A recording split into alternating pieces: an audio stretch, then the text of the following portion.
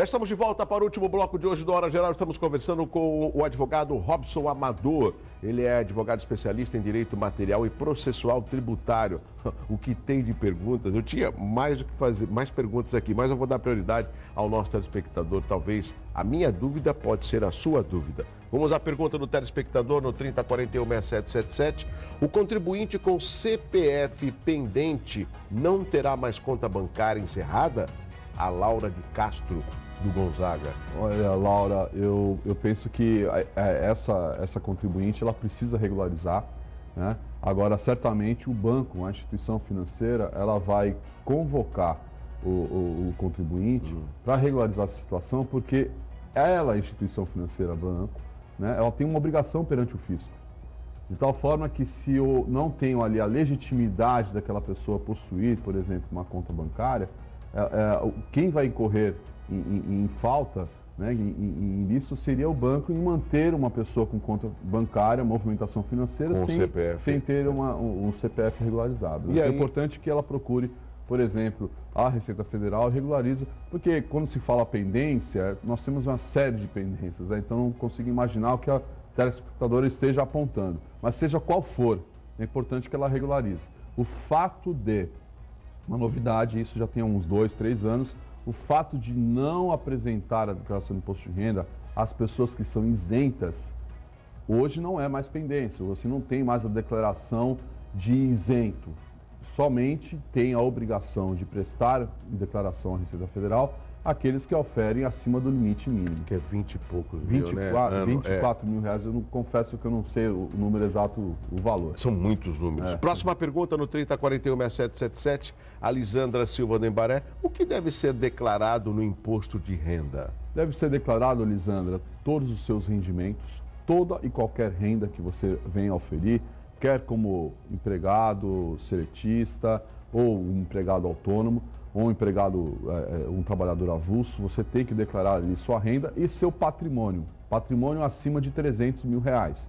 Ou se porventura você teve ali uma atividade, houve um ganho de capital, você comprou, vendeu um imóvel e comprou um outro imóvel depois de 6 meses, você também de repente tem oferido algum lucro para essa compra e venda, você também tem ali a obrigação de prestar suas contas. Mas lembrando, toda e qualquer renda que você oferiu ao longo de 2015, melhor dizendo, e também a sua evolução patrimonial, ela é indispensável para que você declare.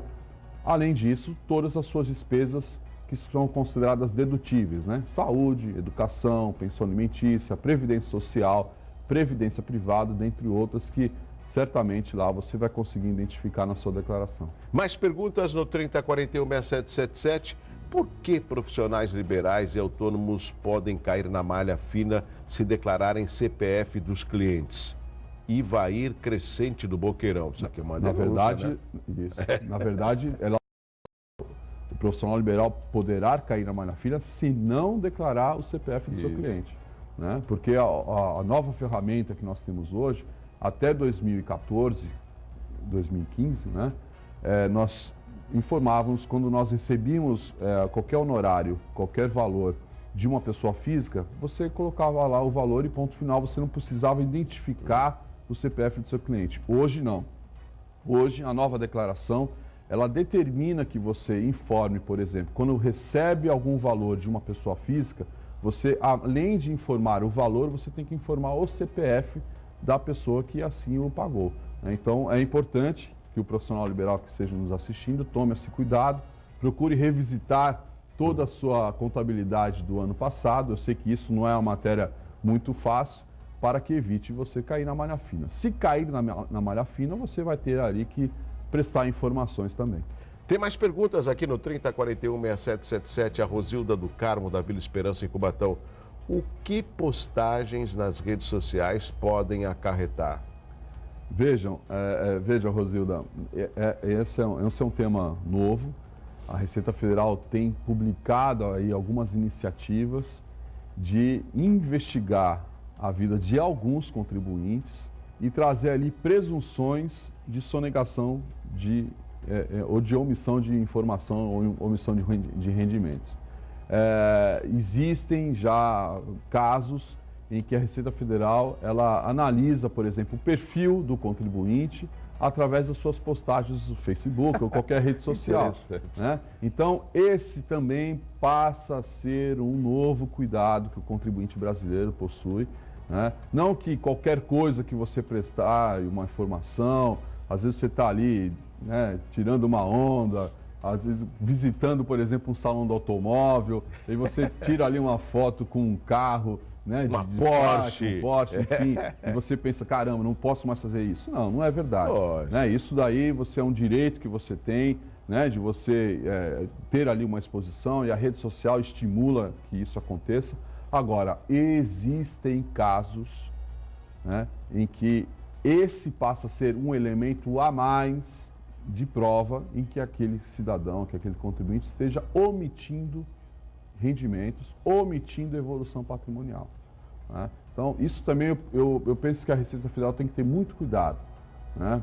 Tem que sempre estar celebrado ali o direito do contribuinte à ampla defesa, o contraditório, dele poder se defender. Não, aquilo ali não é meu, aquele patrimônio não é meu, eu publiquei porque eu estava brincando ali com os meus amigos. Né? Agora, se você puder evitar, aqui é uma recomendação que eu trago a vocês, evite. Né? Procurem ali, ter ali as redes sociais têm essa ferramenta de poder concentrar as suas informações somente para os seus amigos mais próximos, isso é importante. Sim. Até, aliás, é uma questão de segurança pública. Né? Doutor, o senhor sabe que o senhor explicando para o telespectador me passou algo pela cabeça, e não é nada pessoal, na realidade o telespectador vai entender. Você tira uma foto do lado de uma BMW, né? E de repente você é visto andando com, pode ser uma Mercedes, uma BMW, não importa qual carro, um carro de luxo, destaque, né? Um carro de destaque que você acha, uma Range Rover, por exemplo, né? Que eu acho bonito por sinal. E aí você vê na declaração, pô, mas não está esse carro dele, mas ele anda com aquele carro, então ele pode ter um síndrome de Lula, né? Não era meu, não é meu. Porque eu tô brincando com o ex-presidente, porque nada é dele. O triplex não é meu, a fazenda não é minha. Né? Nem o pedalinho. Também não é dele. Então cai numa chacota. E isso acaba induzindo uma parcela da população. Pois é, veja como a importância que um líder possui no país, né? De ser referência. Sim. Né? Então, isso muito nos preocupa como cidadão comum, porque nós estamos perdendo as nossas referências. Né? Então, o telespectador que nos assiste em casa, meus alunos, por exemplo, que me assistem, sabe quanto que eu tenho combatido isso em sala de aula, de nós buscarmos nossas referências. Porque hoje, infelizmente, elas estão em falta. Né? De tal forma que o comportamento do ser humano, muitas vezes, ele é estimulado por conta desses maus exemplos. Né? E por isso que eu fiz questão de fazer essa referência.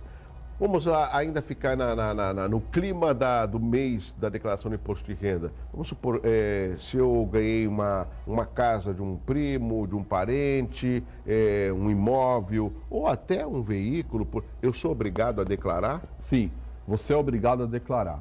Quando você fala, Douglas, que supostamente vamos pensar numa situação em que eu tenha ganho, isso quer dizer que você recebeu uma doação.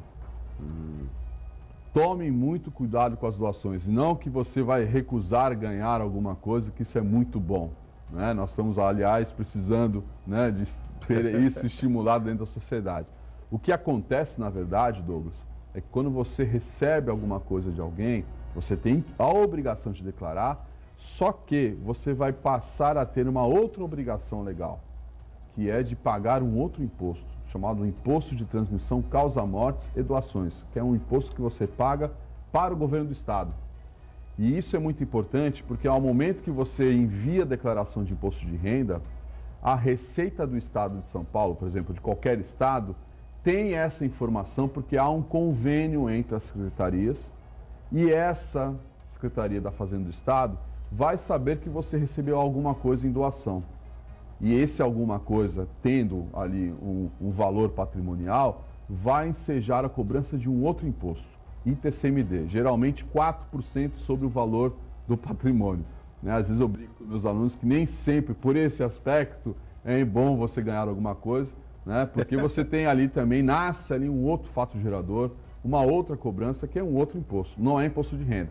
No imposto de renda, você declara, você cumpre ali com a sua obrigação para você demonstrar sua evolução patrimonial, mas isso poderá gerar uma outra obrigação tributária, que é um outro imposto chamado ITCMD. E essa cobrança ou esse boleto vem quando? Então, na verdade, não vem. Ele, contribuinte, que nos assiste, né, ele vai ter essa obrigação e ele vai ter que procurar o órgão público de tomar essa iniciativa e refazer o recolhimento. Né? Ao momento da ocorrência do fato gerador, então, na prática, ele entra no site da Secretaria da Fazenda do Estado, né, www.cefaz.gov.br, e aí você entra nesse site e você vai emitir uma guia, a guia de ITCMD. Isso quando houver a doação ou próximo da declaração? Depois que acontece a doação, você já faz. Tá. Né? Então, se você já fez, já recebeu aquele bem em doação e ainda não declarou, ainda é tempo. Vai lá, entra no site, vai fazer a declaração de ITCMD, vai informar quem doou, de quem, né, você recebeu aquele patrimônio, qual o valor, né, que aquilo ali expressa, e ali vai gerar o imposto que você vai ter que recolher.